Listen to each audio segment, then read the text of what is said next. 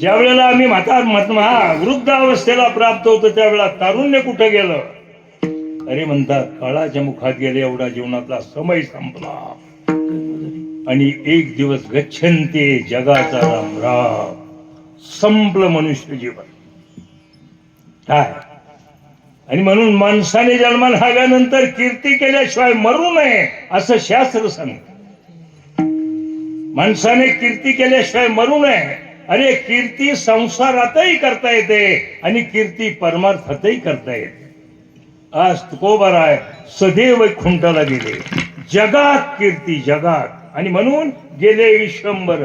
गेले विश्वंभर ईश्वर विभूती,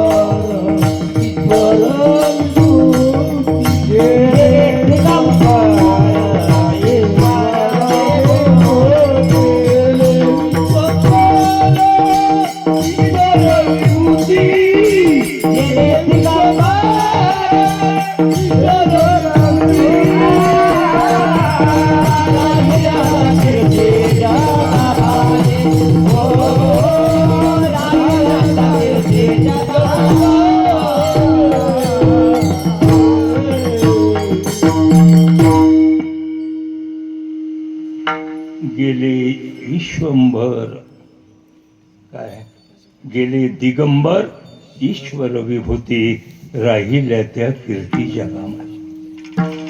200-400 वर्षांचा काळ गेला बाबा, पण आजही तुकोबारा ज्ञानोबारायांची कीर्ती दिग्गज आहे, दिग्गज. उभा महाराष्ट्र ज्ञानोबा तुकारामाचं भजन करतो, डोकी फिरली नाहीत माणसाची. आणि म्हणून जीवनामध्ये माणसाने लय आगाऊपणा करू नये, लय येड्यावानी करू नये. ते बघावंच लागतं बाबा, लय आगाऊपणा चालायचं नाही. काय हे कलियुग आहे, पुन्हा आयुष्य कोणी होणे नाही. आणि मग हे कलियुग आहे म्हणतात. कलियुगामध्ये जरी ज्ञानोबा तुकाराम होता आलं नाही, परंतु नुसतं ज्ञानोबा तुकाराम नाव जरी सांभाळलं तरी माणसाचं भलं होईल. नावाप्रमाणे वागावा. आणि गावा समाजामध्ये असणारी जी काही माणसं नावा गावा करताच आपला सगळा संसार करतात, नावा गावा करतात. आता परत तुकाराम नाही, परत नामदेव नाही, परत ज्ञानेश्वर नाही. मग तुकाराम महाराज गेल्यानंतर परत दुसरा तुकाराम झालाय का 4 पिढ्यामध्ये? मग तुकाराम नावाची माणसं नाहीत का? डझनानी पडल्या. किती डझनानी. ज्ञानेश्वर गेले, परत दुसरा ज्ञानेश्वर. 700-800 वर्षांचा काळ झाला, पण ज्ञानेश्वर नावाची माणसं नाहीत का? नामदेव नावाची माणसं नाही का? भरपूर आहेत, पण आता आयुष्य कोणी होणे नाही. आणि मग आपलं शास्त्र सांगतं आता नाही ज्ञानोबाराय होता आलं, नाही तुकोबाराय होता आलं, नामदेव महाराज होता आलं ना, पण माणसाने केवळ आपलं नाव जरी सांभाळलं तरी माणसाचं जीवनात कल्याण झाल्याशिवाय राहणार नाही. तुकाराम घरी आलाच नाही संध्याकाळी. म्हातारी साऱ्या गावात फिरली, म्हातारीला पोरं भेटली. म्हातारीने विचारलं, बाळाओ माझा तुकाराम पाहिला का? पोरं सांगतात, आजी वरच्या आडीला जुगारीच्या अड्ड्यावर आहे. कोण? कळालं ना तुकाराम? ज्ञानेश्वर घरी आलाच नाही. म्हातारी गावात फिरली, म्हातारीला पोरं भेटली. म्हातारीने विचारलं, बाळाओ माझा ज्ञानेश्वर पाहिला का? पोरांनी सांगितलं, आजी खालच्या आळीला गटारात पडलाय. म्हणजे पायी घसरून नाही बरं का, नाही तर तुमच्या आमच्यामध्ये गाव कमी नाही. एखादा म्हणेल पाय का सरला असेल, पाय का. नामदेव दुपारीच मासे धरायला गेला. तुकाराम जुगारीच्या अड्ड्यावर आहे, ज्ञानेश्वर गटारात पडला आणि नामदेव मासे धरायला गेला. वारे तुकाराम वारे नामदेव. अरे कशाला त्यांच्या नावाला काळं लावून पाप करून घेता.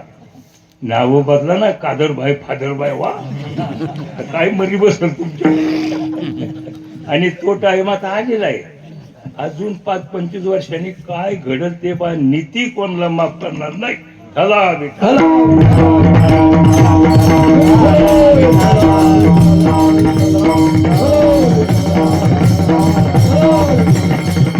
हे फक्त आपल्या धर्मात इतकी भंगार झाल्या, काहीच नाही. देव नाही, धर्म नाही, काही संत नाही, पंत नाही, काही. अंगात रग असेल तर दादागिरी आणि पैसा असेल तर बोलायचं. नुसता धिंगाणा चाललाय. काही कोणतंच आमची व्रत कैवल्य कोणतीच चांगली राहिली नाही.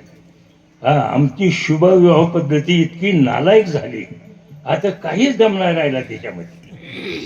बस काय ना, आमचे सप्ते जरी चाललेत ना, ही परंपरा मोडायची नाही म्हणून चाललेत नाही, तर त्याच्यात काहीच दम नाही आणि आम्हालाही काही काम नाही. आम्ही भिकमागेच ना.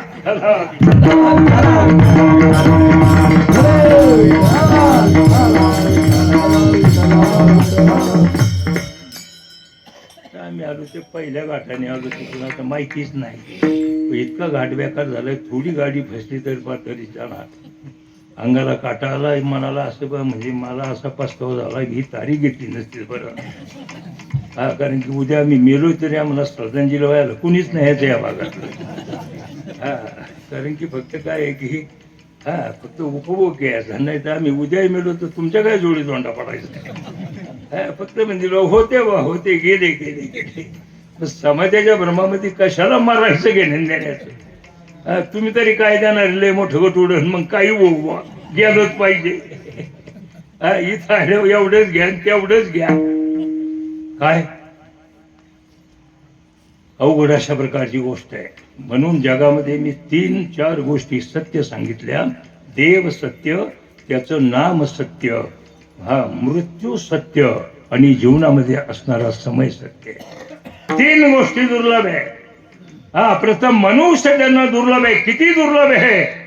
मग पहिलं प्रमाणे अनेक जन्मांच्या शेवटी प्राप्त होतो, इतका दुर्लभ आहे. भौत जन्मांती जन्मला चेतरा.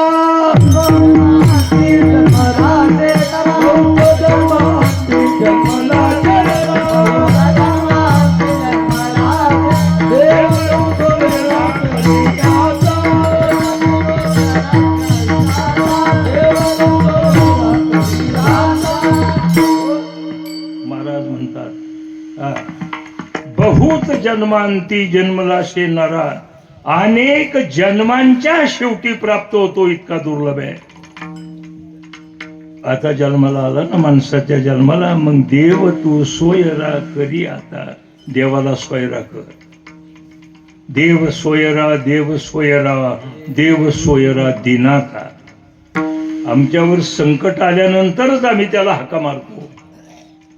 जोपर्यंत संकट नाही तोपर्यंत आमच्या स्वप्नातही येत नाही. मग गोपाळरावण मग माधवरावण इकडे चालवतो खेळ आमचा सगळा.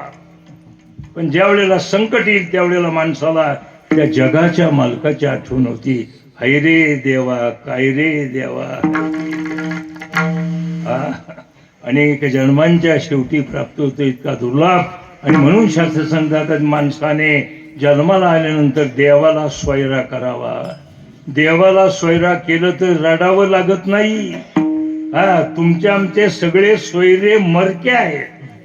आणि म्हणून सोयरे मेल्यानंतर रडावंच लागतात. बाप मरेल, आई मरेल, चुलता मरेल, काका मरेल, मावशी मरेल, मेवना मरेल, पुन्हा कोणतरी मरलच. आणि जन्मा रडावं लागणारच आहे. परंतु देव न मरणार आहे. देव कधी मरत नाही. आणि म्हणून माणसाने जर देवाला जर स्वैरा केला तर म्हणतात की आपल्याला सुद्धा मरावं लागणार नाही.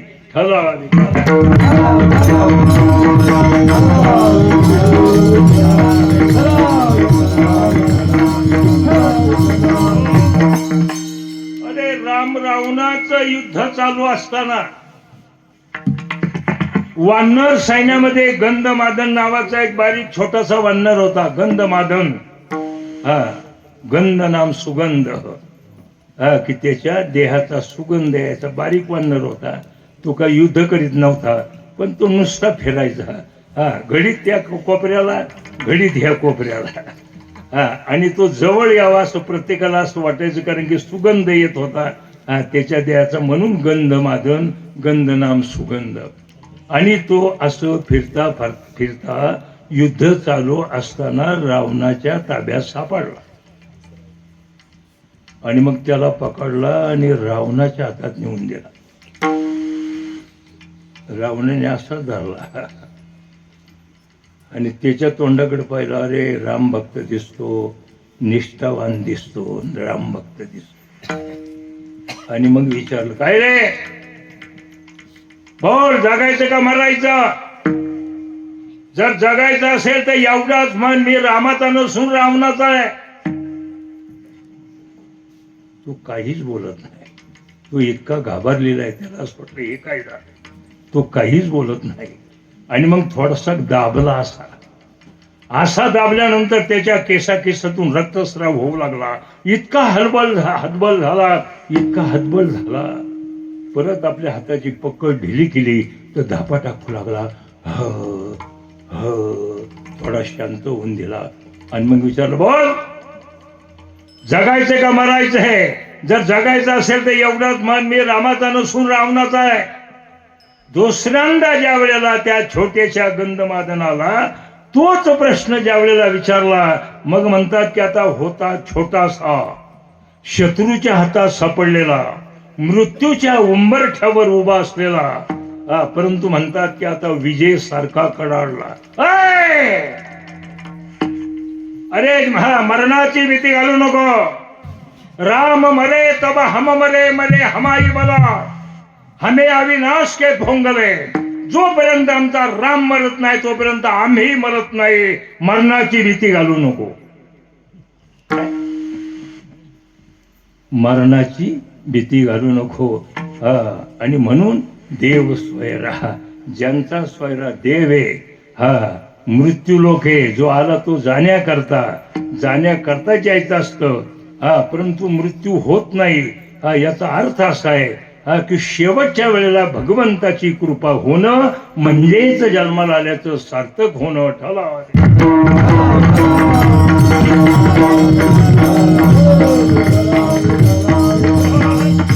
दुसरं कारण आहे, 84 लक्ष योनी भोगल्यानंतर एक एक योनी कोटी कोटी फेरा मग लागे वारा मनुष्य देहाचा. फार लांबचा प्रवास आहे. 84 लक्ष योनी आकडा बारीक नाही. 84 लक्ष योनी पूर्ण करायच्या आणि परत एका योनीमध्ये कोटी कोटी फेरे मारायचे आणि मग लागे वारा मनुष्य देहाचा. इतका दुर्लभ आहे, इतका मनुष्य जन्म दुर्लभ. आणि तिसरी गोष्ट आहे, पाप पुण्य समान समी, तैच पावी जे कर्मभूमी. ज्या वेळेला माणसाच्या जीवनामध्ये पाप आणि पुण्य समान म्हणजे सारखं होतं, त्याच वेळेला मनुष्य देहाचं वारं लागलं. आता प्रायः माणसाकडे जर पाहिलं तर माणसाच्या जीवनामध्ये पापाचीच बाजू मोठी आहे, पुण्याची बाजू कमी आहे. माणसाकडं पाप येतं 4 बाजूने आणि पुण्य येतं फक्त एकच बाजूने. 4 बाजू समजून घ्या. पाप केलं जातं देहाने, पाप केलं जातं वाणीने, पाप केलं जातं डोळ्याने, पाप केलं जातं मनाने. हे 4 प्रवाह पापाचे. एखाद्या वेळेला देहानं जरी पाप झालं नाही, वाणी तरी पाप करी. देहानं वाणीनं जरी पाप घडलं नाही, डोळे तरी पाप करतील. देहानं वाणीनं डोळ्यानं जरी पाप झालं नाही, परंतु माणसाचं मन माणसाला कुठंतरी धोका दिल्याशिवाय राहणार नाही. आणि म्हणून या चौकटीतून हा जीवात्मा सुटणं शक्यच नाही.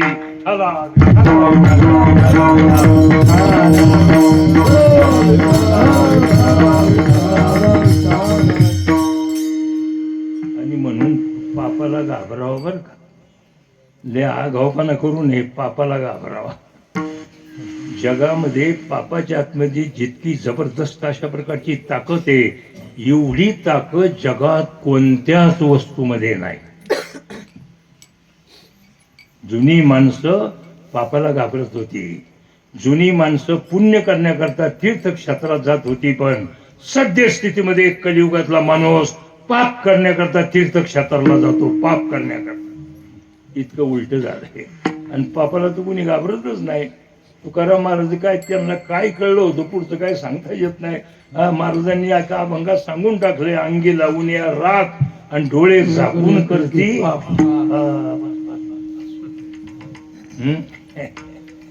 पापाला घाबरावं बरं का. रावण कुणी मारला? पापाने. हिरण्यकश्यप कुणी मारला? पापाने. कंस कुणी मारला? पापाने. कौरवांचा नाश कुणी केला? पापाने. म्हणून पापाला घाबरा. हिरण्यकश्यपूच्या आतमध्ये किती ताकद. अरे तीनही लोकांवर दरार आहे, तीनही ऋतू ताब्यात आहेत. उन्हाळा, पावसाळा, हिवाळा. काय ताकद आहे मागं पुढं व्हायची. काय? अरे जमीन नांगरायची नाही आणि पेरायची नाही तरी भरपूर धान्य देत होती. काय ताकद आहे. आपल्याकडे आहे का काही? तो इंदुरकर सांगत असतो, कुत्र जर संडास करीत असलं आणि त्याला जर आपण म्हणलं की हाड, तर ते म्हणते पुढं चालायचं. हा, कुत्र जर संडास करीत असलं आपण म्हणलं हाड, ते म्हणते तुझं पग, माझ्या नको नादी लागू. हा, जमीन नांगरायची नाही आणि पेरायची नाही तरी भरपूर धान्य देत होती.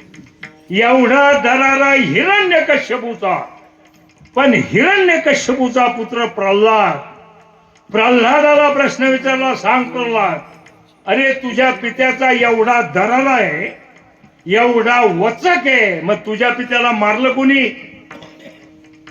प्रल्हादाने सांगितलं, माझ्या पित्याला मारलं त्याच्या पापाने.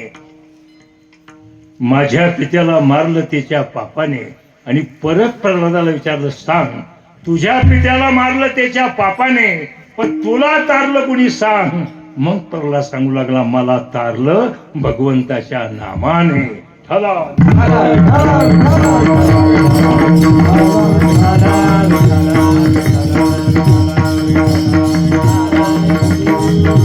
माणसाकडं पाप येतं चार बाजूने, पुण्य येतं फक्त एकच बाजूने. हे सारखं कधी व्हायचं? पाप पुण्य समान समितईच पाहिजे कर्मभूमी. हे सारखं कधी व्हायचं? अरे आम्ही तर कधीतरी कीर्तनाला, कधीतरी आळंदी पंढरपूरला, कधीतरी देवपूजा, कधीतरी वर्षातून कधीतरी एखादा सत्यनारायण, कधीतरी अन्नदान का रोज आहे, कधीतरी पैसा दान, कधीतरी. आणि मग हे सारखं कधी व्हायचं बुवा? शक्यच नाही. हा, परंतु आपलं शास्त्र सांगतं, मागच्या जन्मामध्ये तुमचं आमचं पाप आणि पुण्य हे सारखं झालंय, म्हणून सद्यस्थितीमध्ये आम्ही माणसाच्या रूपामध्ये दिसतो. आम्ही माणसाच्या जन्माला आलो. याचं एकमेव कारण जर काय असेल तर मागच्या जन्मामध्ये आमचं पाप आणि पुण्य समान झालं, सारखं झालं, आणि मग आम्हाला मनुष्य देहाचं वारं लागलेलं आहे.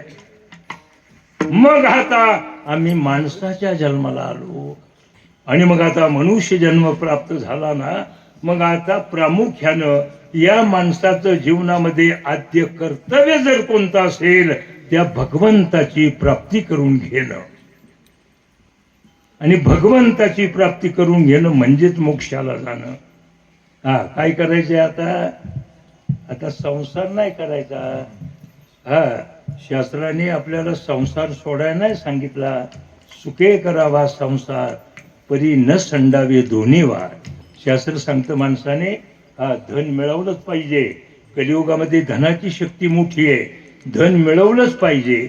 माणसं धन मिळवतात आणि त्याचा उपयोग वाईट कर्म करण्याकरता करतात, म्हणून तिथं वेगळं असते. धन जरूर मिळवलं पाहिजे, सुंदर अशा प्रकारची लेकरं बाळं पाहिजे, संसार पाहिजे, जमीन जुमला पाहिजे, सगळं पाहिजे. हा, तुम्ही सगळं करा, सर्व काही करा. हा, परंतु म्हणतात न संडावे दोन्ही वार. हा, की भगवान परमात्म्याला कधी विसरायचं नाही. तुकाराम महाराज म्हणले, वेड्या जीवान हो, अरे निर्वाणीचा एक पांडुरंग.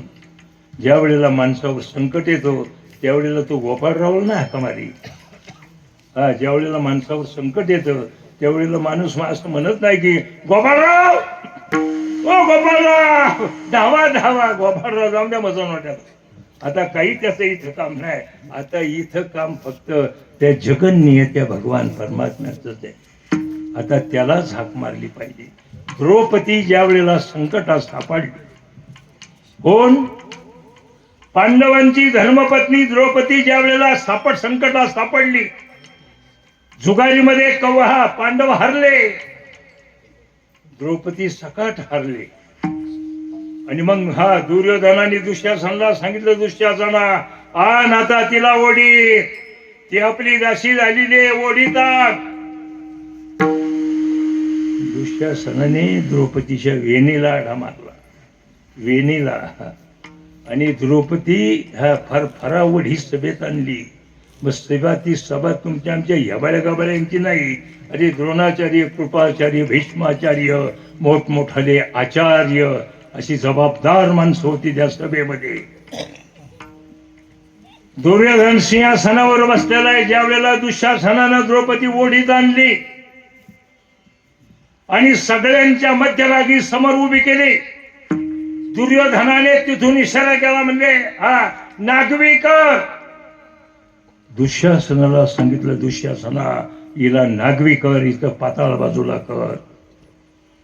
एवढं स्वप्न आहे बाबा, मोठ्यांचा इतिहास आहे. आणि ज्या वेळेला आता प्रसंग गंभीर आहे, द्रौपदी इतकी घाबरलेली आहे. मग द्रोणाचार्य, भीष्माचार्य, कृपाचार्य प्रत्येकाकडे पाहिलं. हे तरी काहीतरी निर्णय करतील, ते तरी निर्णय करतील, ते तरी निर्णय करतील. द्रौपदीने ज्यांच्याकडे पाहिलं त्यांनी लगेच खाली पाहिलं. द्रौपदीच्या नजरेला नजर भिडवण्याची कोणाचीच ताकद झाली नाही. इतका गंभीर प्रश्न आहे. मग आता मनामध्ये आसरा होता, समोर बसलेली जबाबदार माणसं आहे, निश्चित याचा काहीतरी निवाडा करतील. पण आता ते संपले. जुगारी द्यूतामध्ये 5 पांडव हरले. अरे वाघासारखे 5 पांडव, परंतु आता हरलेले, पराजित झाले. द्रौपदीने त्यांच्याकडे पाहिलं, त्यांनी सुद्धा खाली पाहिलं. आणि मग आता खालचा आसरा संपला होता. माणसाचा ज्या वेळेला खालचा आसरा संपतो ना, मग त्याची वर नजर जाते. आता निर्वाणीचा एक पांडुरंग मग कळतं.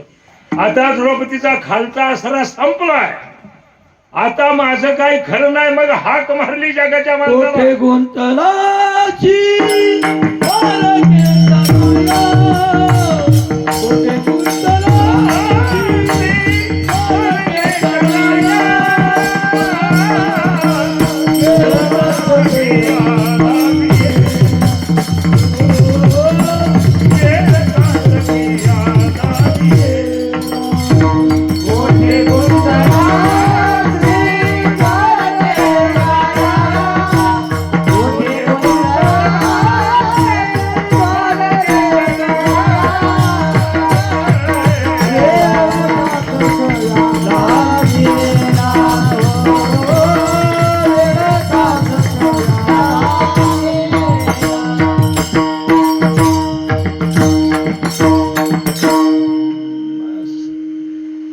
ज्या वेळेला माणसाचा खालचा आसरा संपला जातो ना, आणि आता कोणीच आपल्याला वाली नाही, आणि मग त्याला देव आठवतो, मग तो देवाला हाका मारतो. मग तुकाराम महाराज म्हणतात की गाढवा, अरे पावर गेली, बालपण गेलं, तारुण्य गेलं, म्हातारपण गेलं, जिंदगी संपली, तर त्याचं कधी भजन नाही, पूजन नाही, कधी पूजन नाही, देव नाही, धर्म नाही, कधीच नाही. आता काय तुझ्या बापाचा गडी आहे का?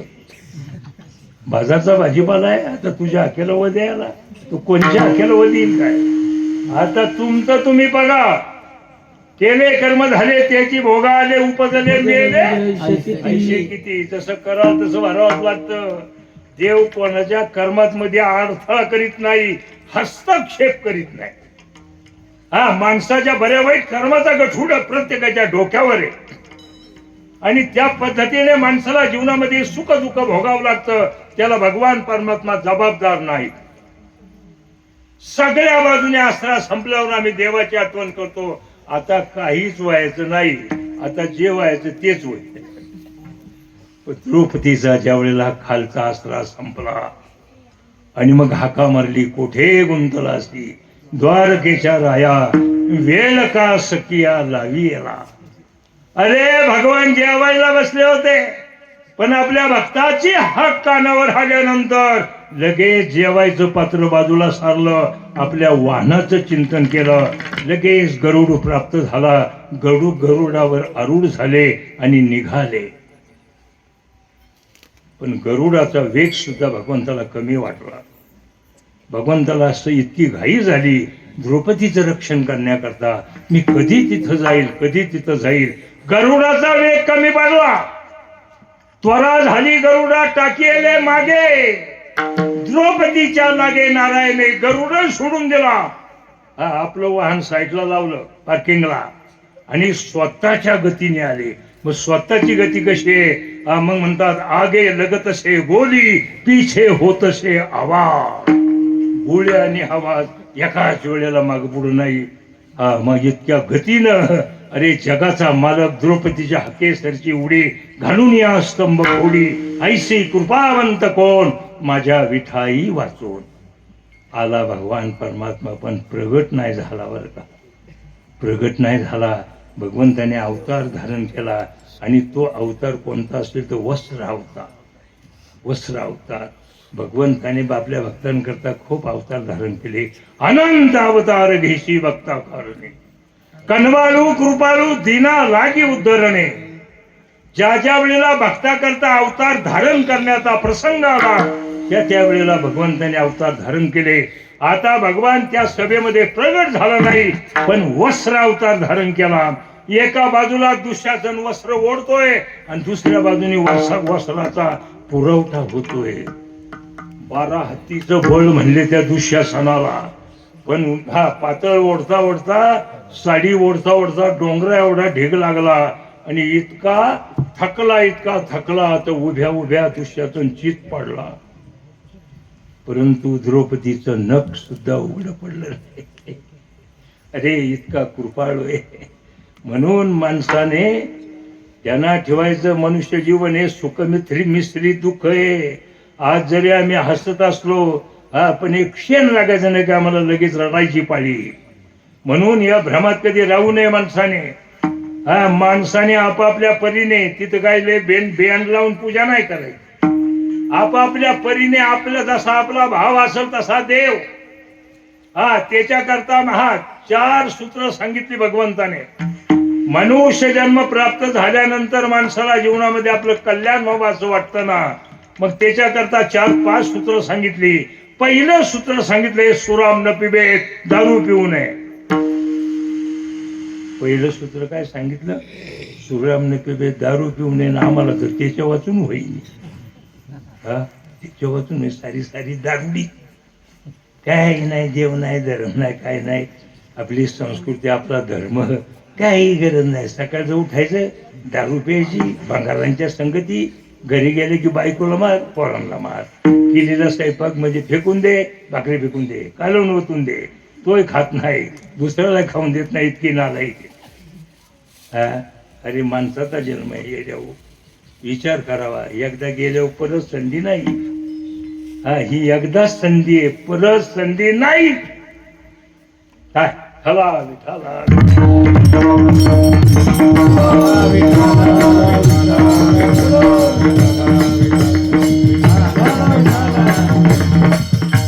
माणसाच्या भल्याकरता पहिलं सूत्र सांगितलं भगवंताने.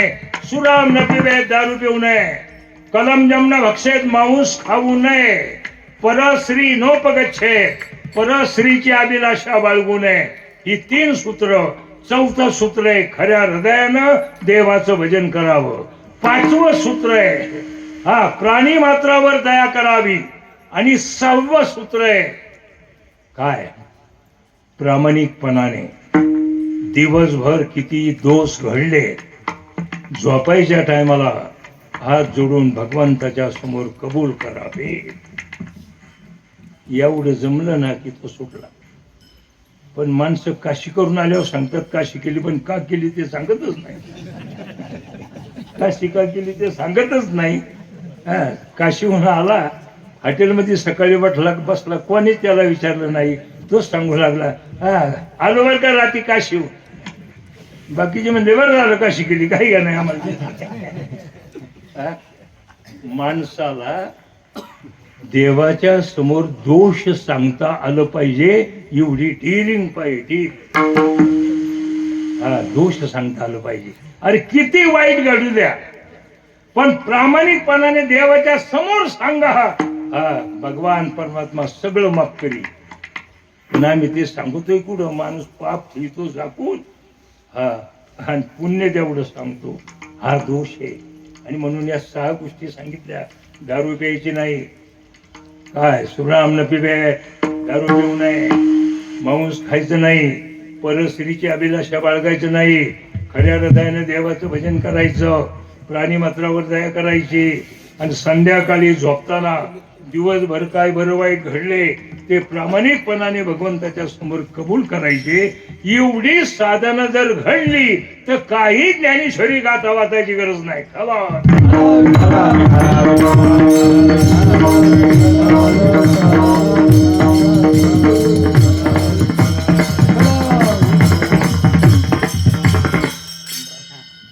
आणि याच्याच करता सप्ते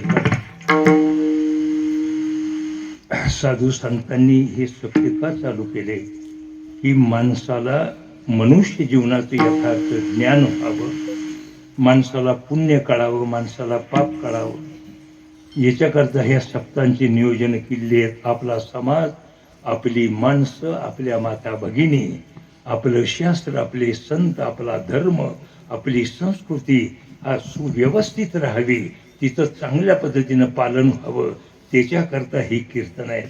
म्हणून कीर्तन कधी टाळू नये, भजन कधी टाळू नये, वारी कधी टाळू नये. देव सांगत नाही की माझ्या जवळच बसावं. फक्त सकाळ संध्याकाळ प्रामाणिकपणाने दोष कबूल करा, लई मोठी भक्ती झाली. काय आणि म्हणून इतका दुर्लभ अशा प्रकारचा मनुष्य जन्म प्राप्त झाल्यानंतर भजन भक्तीची आवड निर्माण होणं ही दुसरी पायरी, आणि महापुरुषांची कृपा होणं ही तिसरी पायरी. महापुरुषांची कृपा म्हणतात की तेच जन्माला आल्याचं सार्थक आहे. मग जन्माला आल्याचं सार्थक कशानं होईल, कोणती भक्ती केल्यानं होईल की असं वेद हात वर करून सांगतात. असं नामदेव महाराज आपल्या अभंगात भक्ती विना मोक्ष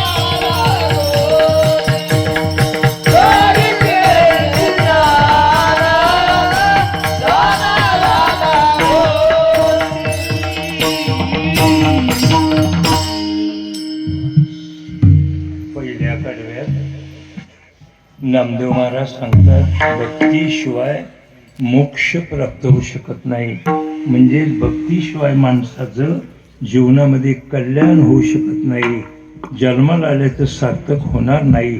मग त्याच्याकरता जो अट्टहास करायचा तो दुसरा तिसरा कशाचा नसून केवळ भक्तीचा. आणि मग तुकाराम महाराज म्हणाले यासाठी केला होता अट्टहास, शेवटचा दिवस गोड व्हावा. अरे नास्तिकातला जरी नास्तिक असला तरी त्यालाही असं वाटतं की आपल्या जीवनाचा शेवट गोड व्हावा. कोणाला वाटत नाही? जी माणसं वाईट वागतात, जी माणसं पाप करतात, त्यांनाही असं वाटतं की आपल्या जीवनाचा शेवट गोड व्हावा. मग जीवनाचा शेवट गोड होण्याकरता जीवनामध्ये फार मोठा अट्टहास करावा लागतो. आणि तो अट्टहास दुसरा कशाचा नसून केवळ भगवंताच्या नामचिंतनाचा, भगवंताच्या भक्तीचा. भक्ती विने मोक्ष नाही हा सिद्धांत वेद बोले हात उभारून. मग कोणती भक्ती? जगामध्ये भक्तीचं फार मोठं वादळ आहे. वादळ माहिती नाही आपल्याला.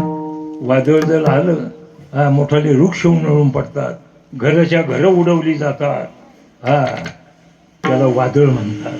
जगामध्ये भक्तीचं फार मोठं वादळ आहे. आणि त्या वादळामध्ये तुम्ही आम्ही सगळे सापडलेलो आहोत. म्हणून नेमकी कोणती भक्ती केल्यानंतर या माणसाचं जन्माला आल्याचं सार्थक होईल, ती भक्ती आम्हाला कळतच नाही. फार मोठं वादळ आहे. भक्त प्रल्हादाने भक्तीचे 9 प्रकार सांगितले. श्रवणम कीर्तनम विष्णू स्मरणम दास्यम वंदनम सख्यम आत्मनिवेदनम. भक्त प्रल्हाद भक्तीचे 9 प्रकार सांगतात. नारद महर्षींनी आपल्या नारद भक्ती सूत्रामध्ये भक्तीचे 11 प्रकार सांगितले. जीव गोस्वामींनी भक्तीसार अमृत सिंधू ग्रंथामध्ये भक्तीचे 64 प्रकार सांगितले. मग एवढ्यावर वादळ थांबलं का? म्हणतात मुळीच नाही. पुढे म्हणतात पूजा द्विश्वनो रागः इति पराशर. जो आम्ही पूजापाठ करतो त्याच्यामध्ये फार मोठं प्रेम असणं म्हणजे भक्ती, असं पराशरांचं मत आहे. एवढंच नाही, कथा दिश्विती ती गर्ग. ज्या आम्ही कथा करतो त्याच्यामध्ये फार मोठा रस असणं म्हणजे भक्ती, असं गर्गाचार्यांचं मत आहे. एवढंच नाही, आत्मरत्या विरोधे नैती शांडिल्य. आत्मानंदानुभवाला अविरोध अशा विषयांमध्ये नितांत प्रेम असणं म्हणजे भक्ती. एवढंच नाही, ज्यांचा अभंग आहे ते सांगतात जे जे भेटे भूत ते ते मानिजे भगवंत. हा भक्ती योग निश्चित जाण माझा. एवढं वादळ आहे. आणि या वादळात तुम्ही आम्ही सापडलोय. मग आता नेमकी कोणती भक्ती?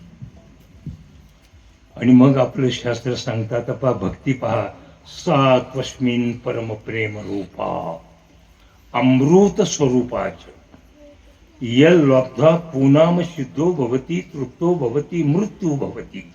जी भक्ती माणसाला सिद्ध करते, पूर्ण करते आणि जन्म मृत्यूपासून मुक्त करते, अशी असणारी प्रेम लक्षणा भक्ती.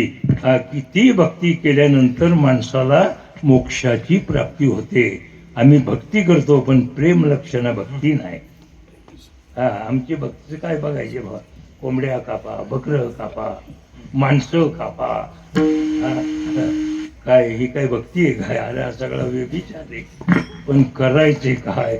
कोणती गोष्ट एकदा कक्षेच्या बाहेर गेली, ज्या बाजूला जास्त मतं पडती तोच निवडून येतो. मग तो लायक असू नाही नसू. म्हणजे आता मग शेवटी असं म्हणावं लागतं की जो करून तो वरील काही घेणं आपल्याला त्याच्यात. कोणती भक्ती? प्रेम लक्षणा भक्ती, की ज्या भक्तीमध्ये प्रेम आहे. प्रेम जगामध्ये प्रेम नावाची वस्तू जगामध्ये उपलब्ध नाही, जगात मिळत नाही. असं कुठे आहे का? दुकानात मिळते का प्रेम? दुकानात मिळते का प्रेम? शेठजी अर्धा किलो प्रेम द्या. शेठजी सांगत दुकानाच्या बाहेर निघा. प्रेम प्रेम नावाची वस्तू जगाच्या बाजारात उपलब्ध नाही. प्रेम हे देवाची कृपा आहे. ज्यांच्यावर भगवंताची यथार्थ कृपा झाली त्यांच्याच आतमध्ये प्रेमाचं क्षेत्र जन्माला येतं. आणि म्हणून तुकाराम महाराज म्हणतात, प्रेम देवाचे हे देणे, देह भाव जाय जेणे, न धरावी मने शुद्धी देश काळाची. काय प्रेम ज्यांच्यावर भगवंताची कृपा झाली तिथंच प्रेमाचं क्षेत्र तयार होत. मग प्रेम म्हणजे सांगू का, हा शेतकरी दूध काढितो आणि दुधात पाणी घालितो. पाणी घालायला लागतं, किती दूध मागईल इतकं नाही, दुधाला फॅट लागणार नाही इतकं नाही. शेतकरी दूध काढतो, दुधात पाणी घालतो. ज्या मिनिटाला शेतकऱ्यांनी दुधात पाणी घातलं त्याच मिनिटाला दूध आणि पाणी एकरूप झालं आणि दुधाच्या भावात पाणी विकलं गेलं. याला म्हणतात प्रेम. कळालं का? नसत कळालं. हा ज्या बादलीत आपण दूध काढलं आणि त्या दुधात आपण पाणी टाकलं, मग दुधात पाणी टाकल्यावर असं आहे का कुठं बा, पाणी या बाजूला आणि दूध या बाजूला, पाण्याचा भाव वेगळा आणि दुधाचा भाव वेगळा, असे नाही. ज्या मिनिटाला दुधात पाणी टाकलं त्याच मिनिटाला दूध आणि पाणी एकरूप झालं.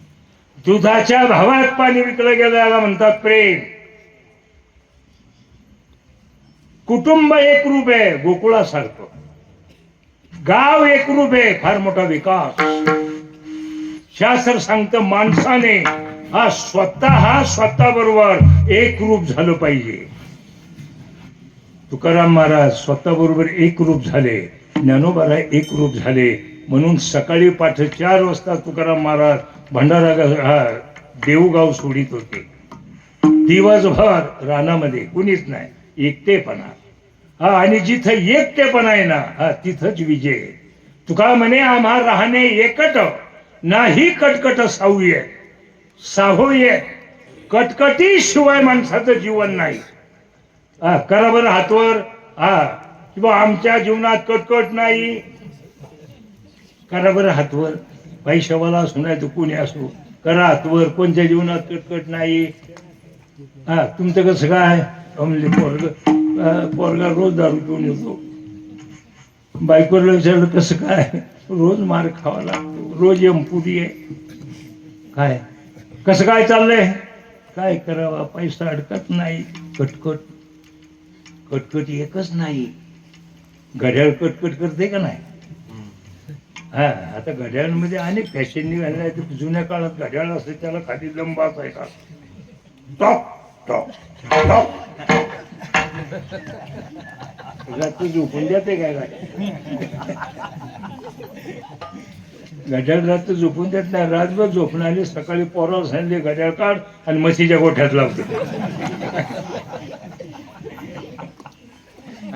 कटकट आहे, कटकट कोणत्या जीवनात नाही. हातवर करा, मोठा पैशावाला असो नाही तर कुणी असो, प्रत्येकाच्या जीवनात कटकट आहे. आणि ही कटकट जर जावी असं वाटत असेल, कटकट जर थांबवायची असेल तर त्याला एकच औषध, ते म्हणजे एकटेपणा. एकटेपणा. आता हात एकच आहे, आवाज करील का? आता एकटाच हात आहे, आवाज करील का? नाही. पण आवाज करण्याकरता दुसऱ्या हाताची गरज आहे. ज्या वेळेला हात 2 असतील त्याच वेळेला आवाज येईल. पण एकच हात आवाज येणार नाही. तसं एकटेपणा माणसाला जोपर्यंत प्राप्त होत नाही की तोपर्यंत जीवनातली कटकट संपणार नाही. इतका मोठा फायदा आहे त्याला.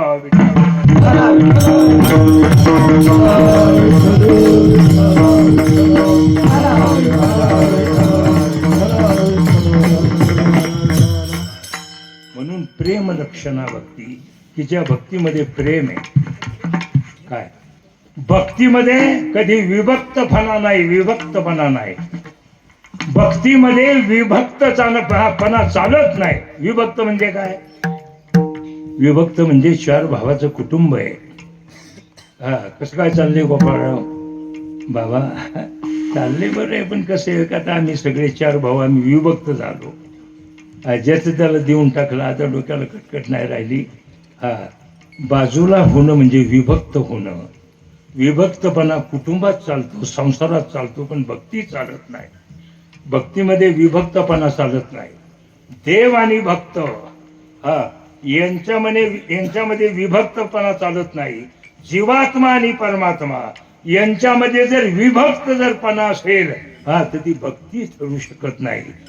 जीवात्मा आणि परमात्मा एक होणं, तिथे दोन न राहणं, एक होणं, की त्याला म्हणतात एक रूपता.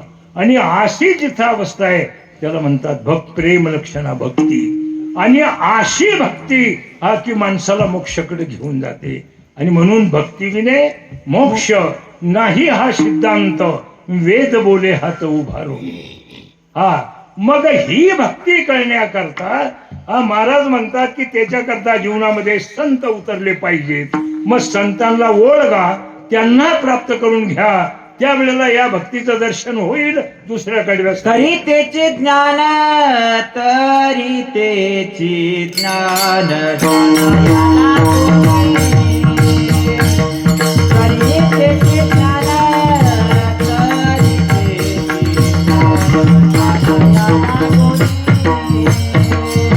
तरी तेची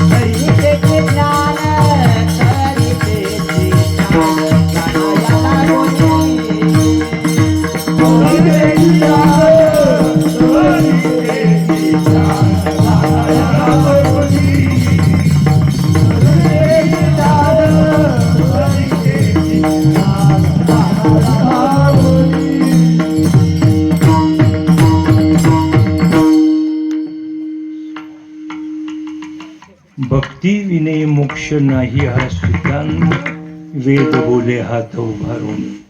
वेदानं हात वर करून अखंड मानव सृष्टीला अतिशय महत्वाचा समाचार दिला. भक्तीशिवाय माणसाला मोक्ष प्राप्त होणार नाही, म्हणजे जन्माला आल्याचं सार्थक होणार नाही. मग ते भक्तीचं ज्ञान मग कोणते? मग तरी तेची ज्ञान, प्रेम लक्षण भक्तीचं ज्ञान जाणून घेण्याकरता संता ओळंगोनी वश्य कीजे. संतांना ओळखा, त्यांना आपलंस करा, त्यांची सेवा करा, चाकरी करा, मग प्रश्न विचारा, उत्तर मिळाल्याशिवाय राहणार नाही. तरी तेची ज्ञान बोध करून सांगितलं. कोणतं ज्ञान?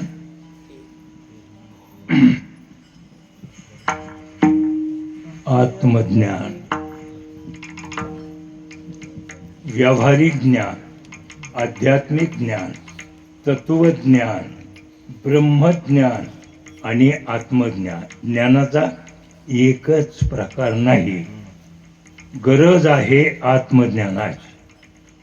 सुरुवात झाली व्यावहारिक ज्ञानापासून.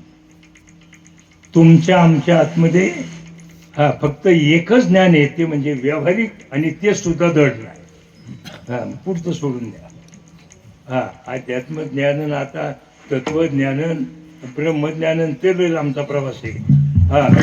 समाजाच्या आतमध्ये फक्त व्यावहारिक ज्ञान आहे. कोणतं? ते सुद्धा दड नाही. माणसं म्हणतात की अरे तुम्हाला साधा व्यवहार कळत नाही. व्यवहारामध्ये माणसं किती चूक करतात. व्यवहारामध्ये चुकणं म्हणजेच व्यावहारिक ज्ञान नसणं, असा त्याचा अर्थ आहे. आम्हाला साधं व्यावहारिक ज्ञान नाही. आणि मग पुढे आध्यात्मिक ज्ञान, तत्वज्ञान, ब्रह्मज्ञान, हा तर लय लांबचा प्रवास आहे. दिल्ली तो बहुत दूर आहे. हा मग आत्मज्ञान. नरसिंह मेथा एक ठिकाणी आत्मज्ञानाच्या बाबतीत फार चिंतन मांडतात. नरसिंह मेथा म्हणतात, जहां लगी आत्मतत्व चीनो नाही तहां लगी साधना सर्व झुटी. जोपर्यंत माणसाला जीवनामध्ये आत्मतत्वाचं ज्ञान झालं नाही तोपर्यंत केलेल्या सगळ्या साधना खोट्या आहेत. एका मृत्यूच्या झटक्यासरची सगळ्या संपून जाणाऱ्या आहेत. मग साधना एकच नाही, जगामध्ये रुपये मिळवण्याची साधना, देवदेवतांना रिझवण्याची साधना, विद्वान होण्याची साधना, सुंदर होण्याची साधना, हा अनेक साधना माणसं करतात. कोण पैसे मिळवायची साधना करतं, ही देवलशी लोक ती देवदेवतांना रिझवण्याची साधना करतात. काही माणसं हा सुंदर होण्याची साधना करतात. सुंदर होण्याची साधना, माणसाला सुंदर होण्याची लय हवस आहे. कशाची? सुंदर होण्याची. अरे माणसाला खूप सात्विक वागण्याची हवस असावा सुंदर होण्याची. आम्ही एका लग्नाला गेलो, 7चा मुहूर्त होता. 8 वाजले, 9 वाजले, नवरीच नाही. पाहुणे मंडळी सगळी निघून गेली, पण नातेवाईकांना जाता येणे. 7ची वेळ होती, 9 वाजता नवरी आली. आणि मग लोकांनी तपास केला, म्हणजे नवरी इतक्या उशिरा का आली बाबा, निदानाचा तपास तर करा. हा मग तो तपास केला तर असं समजलं की नवरी पिंपरी चिंचवडला मेकअप करायला गेली होती. कशाला? 2 तास लागलं मेकअपला. मला असं वाटतं नक्की चांबडं बदलला. चांबडं बदललंय का काय, म्हणजे पिवळा रंग दिलाय का काय, काही समजा नाही. काही माणसं सुंदर होण्याची साधना करतात की आपण खूप सुंदर दिसलो पाहिजे. काही माणसं विद्वान होण्याची साधना करतात. काही देवदेवतांना रिझवण्याची साधना करतात. कोण प्रसिद्ध होण्याची साधना करतात. अनेक साधना आहेत. परंतु नरसिंह मेहता म्हणतात, जोपर्यंत माणसाला आत्मतत्वाची ओळख झाली नाही, साधनाचे सार मंत्र विजय हरी, साधनाचे सार मंत्र विजय हरी, मंत्र विजय हरी, साधनाचे सार मंत्र विजय हरी. आत्मतत्वधरी ज्योती एक, आत्मतत्वधरी ज्योती एक, आत्मतत्वधरी ज्योती, आत्मतत्वधरी ज्योती. अनेक प्रमाणाने विषय सोपा करून सांगता येतो. साधन आहे. आणि म्हणून कोणतं ज्ञान? त्याला म्हणतात आत्मज्ञान, आत्म्याचं ज्ञान. आणि त्याची गरज आहे. जोपर्यंत आत्मज्ञानाची प्राप्ती होणार नाही तोपर्यंत भक्ती नाही करायची. आत्मज्ञान, आत्म्याचं ज्ञान. चला विठ्ठला विठ्ठला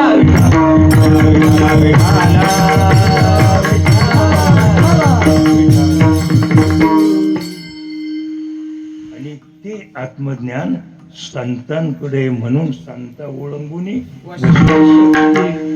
आत्मज्ञान ते संतांकडे आहे. रामायणामध्ये एक प्रसंग आहे. मला अजून 20-25 मिनिटं माझी शिल्लक आहे. 9च्या पुढे नाही जायचं, कारण की आम्हाला लय आवड घाट उतरायचं आहे. तिकून येताना आमचं फार पाणी झालंय. काय म्हणलं, काय घाट आहे, थोडी गाडी फसली ना की गेलंच कायमचं म्हणायचं. घरी जाय नको, तुमच्याकडे याय नको, काहीच नाही. रामायणामधला एक प्रसंग आहे. सकाळच्या पारी सूर्योदय झालेला आहे आणि आपल्या पर्णकुटीच्या प्रांगणामध्ये राम, लक्ष्मण, सीतामाई कोवळ्या उन्हामध्ये बसली आहेत. आणि लक्ष्मणाच्या काय मनात आलं, लक्ष्मणाने विचारलं, दादा मला आत्मज्ञान सांगा ना. भगवान रामाने ज्यावेळेला ऐकलं त्यावेळेला गालातल्या गालात हसले आणि लक्ष्मणाला सांगितलं, म्हणजे लक्ष्मणा, तुला आत्मज्ञान जाणून घ्यायचे ना, आत्मज्ञान कशाला म्हणतात हे तुला कळून घ्यायचे ना, कैलास पर्वतावर भगवान शंकराकडे जा. आत्मज्ञान जाणून घेण्याकरता लक्ष्मण कैलास पर्वताकडे निघालाय, भगवान शंकराकडे निघालाय. भगवान शंकराने अंतर्ज्ञानाने जाणलं की आत्मज्ञानाच्या संदर्भामध्ये लक्ष्मण माझ्याकडे येतोय, म्हणून लक्ष्मण येण्याच्या अगोदर भगवान शंकराने असं एक बिभत्स रूप धारण केलं. बिभत्स रूप म्हणजे काय? डोंगाला जे गजचर्म होतं ना, भगवान शंकराने ते काढून टाकलं आणि एकदम नागवे झाले, नागवे, एकदम नागवे झाले आणि असे पावित्र्यात उभे राहिले. एका हातामध्ये रसन इंद्रिय धरलं आणि दुसऱ्या हातामध्ये उपस्थ इंद्रिय धरलं. दोन इंद्रिय हातामध्ये धरून हा लक्ष्मण येण्याच्या अगोदर भगवान शंकर असे पावित्र्यात उभे राहिले. लक्ष्मणाचं आगमन झालं. लक्ष्मणाने भगवान शंकराचे बिभत्स स्वरूप ज्यावेळेला पाहिलं त्यावेळेला लक्ष्मण लाजला, खजील झाला आणि वापस निघून आला. लक्ष्मण आला असं रामाने ज्यावेळेला पाहिलं, जवळ आल्याने विचारलं, लक्ष्मणा ऐकलं आत्मज्ञान, जाणून घेतलं आत्मज्ञान? लक्ष्मणाने सांगितलं, दादा आत्मज्ञानाची भाषा थोडी बाजूला राहू द्या, पण मी तिथे गेल्यानंतर भगवान शंकराने असं रूप का धारण केलं हे पहिलं सांगा. भगवान राम सांगतात, कसं होतं रे लक्ष्मणा, भगवान शंकराने ते कसं रूप घेतलं होतं? म्हटले, दादा एकदम नागवे झाले होते, पावित्र्यात उभे होते, एका हातामध्ये रसन इंद्रिय धरलं होतं, दुसऱ्या हातामध्ये उपस्थ इंद्रिय धरलं होतं, ही दोन इंद्रिय हातात धरून आणि असे उभे होते. म्हणले, सांगा याचं कारण काय? रामगाला साधले, सांगितलं, लक्ष्मणा अरे भगवान शंकराने तुला केवळ तोंडी आत्मज्ञान सांगितलं नाही, प्रयोगाने सिद्ध करून तुला आत्मज्ञानाचा उपदेश केला. त्याचा अर्थ असा आहे, ज्यांच्या ताब्यामध्ये ही दोन इंद्रिये आहेत तेच आत्मज्ञानाचे अधिकारी आहेत. हे आमच्यासारखी भंगार नाही, आमची सारी लफडी. आमची लफडी तुम्हाला कळतील का? कोणला कशाचं लफडं तर कोणला कशाचं लफडे. आमच्यासारखी भंगार आत्मज्ञानाचे अधिकारी नाही. तुकाराम महाराज म्हणाले की आत्मज्ञाने चोखडी संत जी माझी रुपडी. संत आत्मज्ञानाने परिपूर्ण अवस्थेला प्राप्त झालेले आणि म्हणून संत ओळंगुने वश्य कीजे.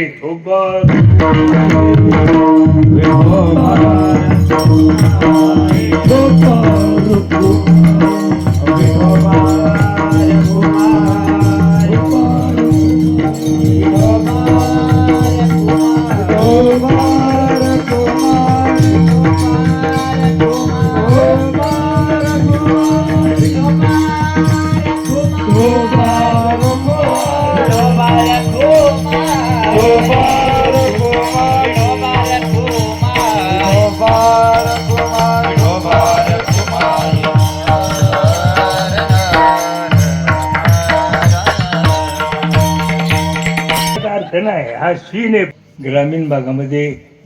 की आपला धर्म, आपली माणसं आहे, आमच्या माता भगिनी आहेत, अरे यांचं लय हाल होतील भविष्यकाळामध्ये. अजून एक 5-25 वर्ष थांबा, मुसलमानांची संख्या आपल्यापेक्षा जास्त होणार आहे. आजच त्यांचे 9-10 नगरसेवक निवडून आले, उद्या त्यांचं मतदान वाढलं की एक दिवस पंतप्रधान त्यांचाच असणार. आणि मग एकदा सगळं ताब्यात गेलं ना तर हिंदूची तुमची आमची कत्तल शिवाय बातच नाही दुसरी काय पडलं. आपला स्वतः आपली माणसं, आपला धर्म, आपला समाज तो चांगला राहिला पाहिजे, शिस्तीत राहिला पाहिजे. माणसाला आपला धर्म कळायला पाहिजे, आपले देव, आपला धर्म, आपली संस्कृती, आपली लेकरं बाळ, याच्याकरता एवढा जीव काढायचा आहे. अरे माझ्या बरोबरचे कीर्तनकार कोट्या दिशेला यांना माहिती आहे, पण मी अजून असंच भाड्याची गाडी वापरितो. कशा करता काय? मला म्या येड्यावानी केला मी आज कोट्यात येत असतो, पण आम्ही मोठ्यांच्या संगतीत वाढलो. ज्या कोंडाजी बाबांचा जय जयकार करता त्यांचीच माळ आहे मला. त्यांनी सांगितलं, बाळा भक्तीचा धंदा करायचा नाही, भक्तीचा धंदा केला तर जग डोक्यावर येईल पण देव नाही माफ करायचा. आणि म्हणून मोठ्यांच्या संगतीमध्ये आम्ही तयार झालो. मग जरी आम्हाला 2 पैसे कमी मिळले तर कधी तक्रार नाही. आपला स्वतः ग्रामीण भाग आहे, पैसा अडका कमी आहे, जाऊ द्या ना. दिलं घेतल्यामध्ये काही नाही. पण आपला समाज सुरक्षित राहिला पाहिजे. आपला धर्म सुरक्षित राहिलं पाहिजे, उद्या आमची मंदिरं हा सुरक्षित राहिली पाहिजे, हा महत्वाचा भाग आहे. याच्याकरता एवढा जीव काढायचा, बाकी दुसरं काहीच नाही. ऐकायला तुम्हाला थोडं कडक वाटेल, पण मला की रोज माझा हाच धंदा आहे. मी बोलतच असतो, भले कलकत्त्याला गेलो तरी असंच बोलणार.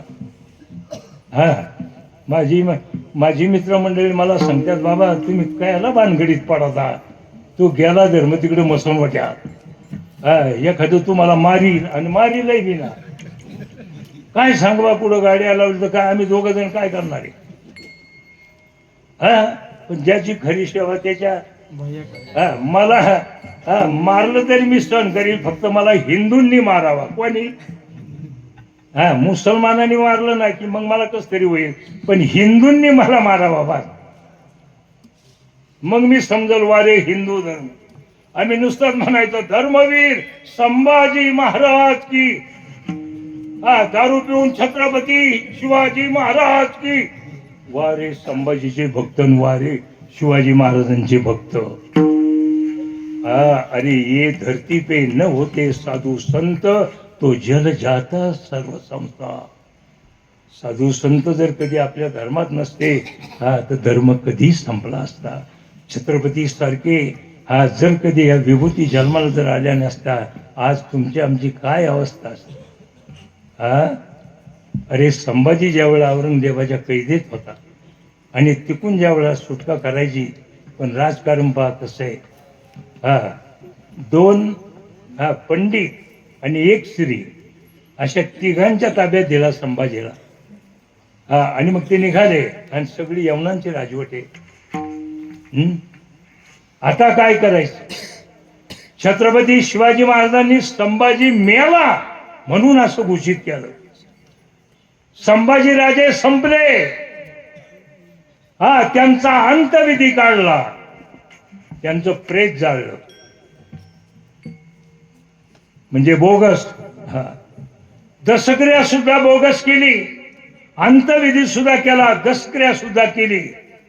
आणि मग बातमी सोडून दिली, संभाजी संपले. आणि मग हे ज्या वेळेला औरंगजेबाच्या कानावर गेलं, अरे क्या संभाजी मर गया. हो. आणि मग म्हणले पेढे वाटा, पेढे वाटा. त्या टायमाला पेढे वाटले बरं. घरातली माणसं रडून रडून खलास व्हायची पाळी. पण हे राजकारण आहे. संभाजी सुरक्षित की महाराष्ट्रात आला पाहिजे, आणि म्हणून ही बातमी सोडून दिली. त्याचा परिणाम असा झाला की संभाजी जागेवर येतवर संभाजीला कोणीच नाही आगावं. सगळ्यांना असं सूचित झालं की संभाजी मर गया. कोण एवढं धाडस करील सांगा, की एकुलता एक पुत्र मेला, त्याची अंत्ययात्रा काढली, त्यांचं दहन केलं, त्यांची दशक्रिया केली, आणि खोटी बातमी समाजात पसरवली की संभाजी संपले. होऊन आणि उद्या संभाजी येणार. आणि मग घरातल्या माणसांना सांगितलं छत्रपतींनी, आज पोळ्या करा, आज पोळ्या करा, भजी काढा, पापड तळा, कुरड्या पापड्या तळा, वेशी सजवा. रडू रडू माणसं सांगत होती, महाराज डोकं फिरलं का तुमचं. घरातल्या माणसाला माहिती नाही हे काय चाललंय म्हणून. काय उगीच महाराष्ट्र नाही बाबा, उगीच आपला धर्म टिकला नाही. अरे ज्यांनी आपल्या धर्माकरता प्राणाची बाजी लावली, आपण तर काहीच करीत नाही. उलट आम्ही धर्माला धोका निर्माण करतो असं वागतो. आणि म्हणून आता माझी वेळ संपलेली आहे. नामा म्हणे सेवा घडावी संतांची, घ्यावी कृपा त्यांची तेची ज्ञान. संतांची सेवा करा, त्यांना आपलंच करा, त्यांना ओळखा, आणि मग संतांची जी कृपा होईल हीच ज्ञानाची प्राप्ती आहे. आणि म्हणून संत कृपा झाली, इमारत फळा आली, ज्ञान देवे रचिला पाया उभारी. अशा प्रकारची वस्ती आहे, गोड अशा प्रकारचं चिंतन आहे. लक्षात ठेवा, मी जरी परत नाही आलो, पण मी बा तुमच्यावर रागवलंय म्हणून नाही, पण खूप चांगलं वागण्याचा प्रयत्न करा. आपला धर्म सांभाळा, वैयक्तिक आपलं जीवन सुखरूप आणि चांगलं कसं राहील याच्याकरता व्यसनांपासून बाजूला राहा. खूप आपला समाज सांभाळा, वैयक्तिक स्वतःला सांभाळा, व्यसन करू नका, मतभेद करू नका, 2-2 पार्ट्या करू नका. झालेली माझ्या आज आमचे महाराज आहेत आज तेच म्हणले बाबा काय करावा. आता यांचा नातू तिकडे आहे, नातूच ना, आता त्या नातवा करता एवढा खेळ करायची पाळी आली. नाही तर कसं आता ही लेकरं पगार आता आहे का नाही, आता यांना घरीदारी कुणी आहे का नाही. पण कसे 2 तास इतक्या उड्या मारणार, इतकं व्यायाम होणार की बोलायचंच नाही. कसं शिस्तीत सगळं काम आहे. आता हे जर घडवलं नाही तर पुढं आपलं काय होईल. आजच लोक सप्ते उगते द्यायला लागले. आमच्या त्या भागात, पूर्व भागात ना, सप्ते उगते द्यायला लागले लोक. मग उगते देणार उगते घेणाऱ्या गँगी तयार झाल्या. उगते घेणारी गँग आली, गावकरी जमले मंदिरात, घेणारा आला, गावकरी देणारे बसले. मग गावकरी म्हणले बोला. हे पहा म्हणले, विण्याचा पारा तुमच्याकडं, काकड्याचं भजन तुमच्याकडं, गाथापारायण तुमच्याकडं, ज्ञामाचं भजन तुमच्याकडं, कीर्तनाला असतात तुमचे, वाजवणार गाणारे असतात तुमचे, विण्याचा पारा आहे तुमच्याकडं, बोला. घेणाऱ्याने सांगितलं 50,000. मग गावकरी म्हणू लागले असं कुठं असतंय काय. अहो म्हणले बा तुम्हाला काय, तुम्हाला नुसतं बोलायचे पण आम्हाला डोळे फाडायचे. गावकरी म्हणू लागले 48 घ्या, 48 घ्या. तू म्हणायचं 50च्या कमी 1 नवा पैसा घेणार नाही, जमलं तर बा, नाही तर उठलो. थांबा थांबा थांबा म्हटले. मग तेवढे त्यांचा एक कारभारी कुठेतरी बाजूला गेला होता आणि तो तिकून आला, तो लई कहा. त्यांनी हे सगळं पाहिल्यावर मग तो गावकऱ्यांना विचारू लागला काय म्हणतोय तो, भाषा कशी काय म्हणतोय तो. अहो म्हणले तो म्हणतो 50. मग तुम्ही किती म्हणता 48. मग मध्ये गाळा किती आहे 2,000चा. मग हा सांगतो देऊन टाका, बन नको. मग सप्ताह म्हणजे बनबन आहे काय, सप्ताह बनबन आहे. हे आमचे सप्ते 8 दिवस डुकून नाही बघायचे. शेजारची माणसं रोज कीर्तनला येतात आणि कुठं गाठ पडले म्हणतात काय रामभाऊ, अहो आम्ही रोज तुमच्या गावात 2-3 दिवस झालो, तुम्ही दिसले नाही म्हणले. आम्ही ते त्यांच्या गळ्यात घातलं. तुम्ही कुठे या रावड्याला आहे काय. आणि मग काल्याच्या दिवशी यायचं, मग माई घ्यायचं आणि आपलीच लाल करायची. मग जे मिली त्यांचं काहीच नाही. हा असं आमचा समाज. आणि हे आमचे सप्ते, आणि हे काही व्हायचं नाही. नीती आपल्याला धडा शिकवल्याशिवाय राहणार नाही. म्हणून जाता जाता हात जोडून प्रार्थना आहे, खूप चांगलं वागण्याचा प्रयत्न करा. वैयक्तिक आपलं जीवन सुजलाम सुफलाम राहावं. अरे खूप थाटात राहणार, कपड्याला त्याने पैशा अडक्याने हा सगळं ऐश्वर्य असू द्या, परंतु नीतीनं राहा. कधीच जीवनामध्ये म्हातारपणापर्यंत शेवटच्या क्षणापर्यंत धोका निर्माण होणार नाही. माझं वय किती आहे, माझं वय 82. किती. माझ्या बरोबरचे आज हात होणार ते, त्यांना उठाई निमित्त अजून उड्याच मारित होईल. हे प्रतीक कशाचे, हे प्रतीक संयमित जीवन जगण्याचं आहे. आज घोडे महाराजांनी पाहिले, मी जिथं राहतो ना, तुम्ही जसे राहता हीच अवस्था आहे माझी. 4 किलोमीटर जंगल आहे. भीमाशंकर भागामध्ये मोठा पहाड आहे. आता ह्या पहाडावर सोडून आलो, इतकीच उंची आहे. आणि वर भगवान शंकराचं स्थान आहे. 50 वर्ष झाली तिथं. आता इथून सुटलं की तिथंच जायचे. इकडं तुमचा घाट चढायचा उतरायचा, तिकडं त्या घाटाला चढायचा. शुद्ध हवा आणि शुद्ध पाणी. आता तुमच्याकडं पाणी सुद्धा इतकं पॉवरफुल आहे, आजारच कधी होणार नाही. या पाण्यामध्ये भेसळच नाही, केवळ पावसाचं. काय केवळ पावसाचं. आणि म्हणून आज हे माझे हे सगळे असणारे या सगळ्यांचं, संस्थेतल्या विद्यार्थ्यांचं कौतुक करतो, महाराजांचं कौतुक करतो. आपण सर्वांना एक शुभ आशीर्वाद देतो. खूप चांगलं वागा.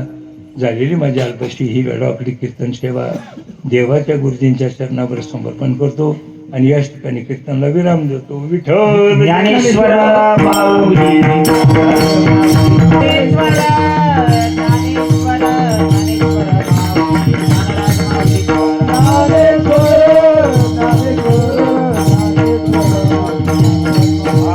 तुकाराम